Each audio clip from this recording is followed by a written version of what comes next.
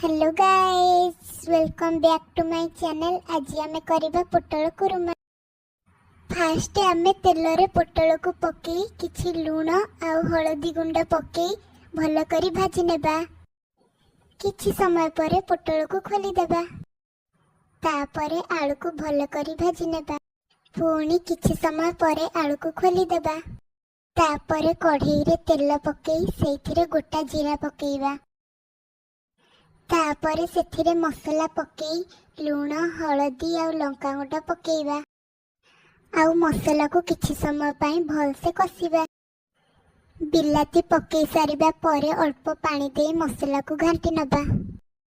तापरे भजा हेतिबा आलू आ पोटल को पकईबा एवं सेथिरे किछि परिमाणर पानी देई ताकू घांटी नबा।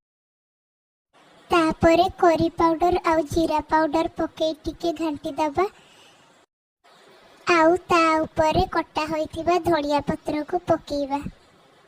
देखंतु गाइस, एबे हेई गला हम पोटल कुरुमा।